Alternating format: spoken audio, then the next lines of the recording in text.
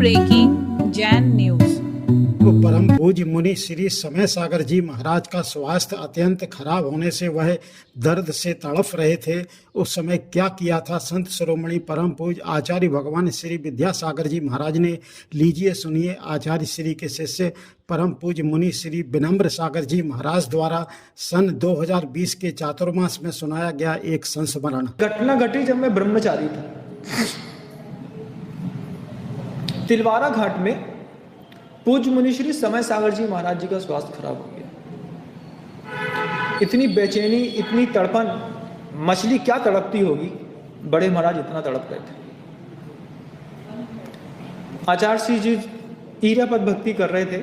मैंने महाराज जी का वो अस्वस्थ अवस्था देखी तो मैं दौड़ करके गया समय सागर जी महाराज जी को देख करके कि गुरुदेव से बताऊं कि महाराज जी को बहुत पीड़ा हो रही है।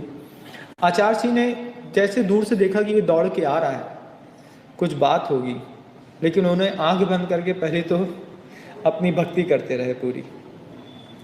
उन्होंने बिल्कुल विचार नहीं किया कि भक्ति में 10 मिनट लगते हैं, हो सकता है। हमने बोल भी दिया आचार्य जी, ऐसा देखा और शांत हो गए। उसके बाद पूरी भक्ति करने के बाद हमसे इशारा करके पूछते हैं हमने कहा बड़े महाराज जी को बहुत दिक्कत हो रही है, आप चलिए। ऐसे ही कहा आप चलिए।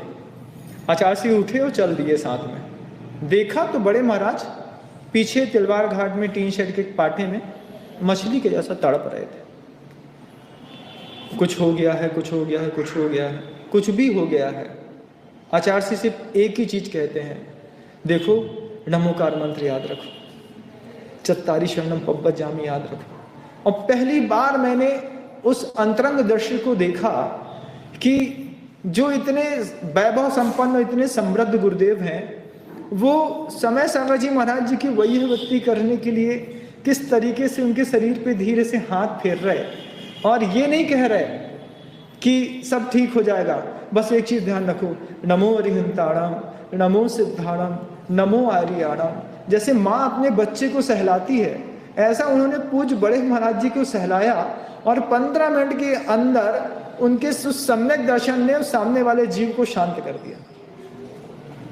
बड़े महाराज जी की पीड़ा खत्म हो गई। आचार्य जी से बोला, आचार्य जी इतनी प्रतिकूल परिस्थितियों में तो कोई भी डॉक्टर उसके पास भगता। तो गुरुदेव कहते हैं जब अपनों के ऊपर प्रतिकूल परिस्थिति आए और उस समय नमोकार मंत्र और चत्तारी शरणम पे ध्यान रहे, सम्यक दर्शन की इन्हीं परिस्थितियों में तो परीक्षा करी जाती है।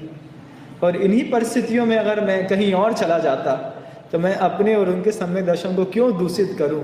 ये जवाब क्या कोई सामान्य संत दे सकता है? आपके मुंह से निकलेगा कभी ऐसा?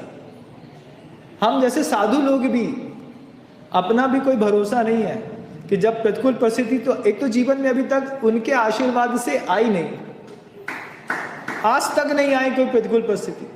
20 साल में मैंने कभी भी प्रतिकूलता नहीं देखी, क्योंकि आशीर्वाद देने के लिए वो मालिक है ना गाय का। दलदल में फंसे भी हैं तो बचा लेगा। अगर कभी प्रतिकूल परिस्थिति आ गई, उस दिन का इंतजार है कि मैं खुद देखना चाहता हूं कि प्रतिकूल परिस्थिति में मेरे मुंह से नमोकार मंत्र निकलेगा कि नहीं निकलेगा, और प्रतिकूल परिस्थिति में मैं चत्तारी शरणम पब्बत जामी में श्रद्धा कर पाऊंगा कि नहीं कर पाऊंगा।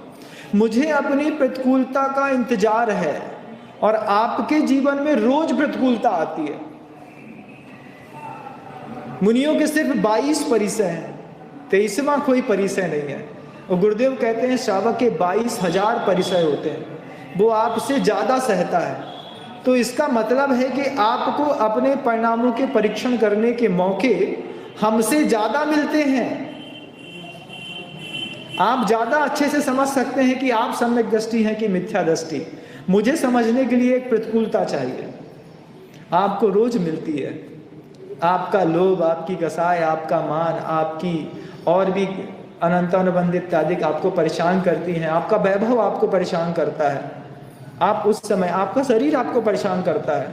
आप उस समय स्वयं पकड़ सकते हैं कि ये चत्तारी शरणम मेरे जीवन में काम करता है कि नहीं करता।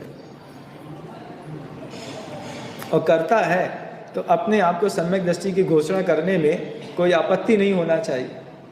लेकिन अगर नहीं करता है तो बार बार सम्यक दर्शन की आवाज़ निकालने मात्र से किसी को सम्यक दर्शन नहीं हुआ करता। उसके लिए तो पेपर देने पड़ते हैं और खुद लिखना पड़ता है, और ये पेपर कोई चेक नहीं करता, आपको खुद ही चेक करना पड़ता है।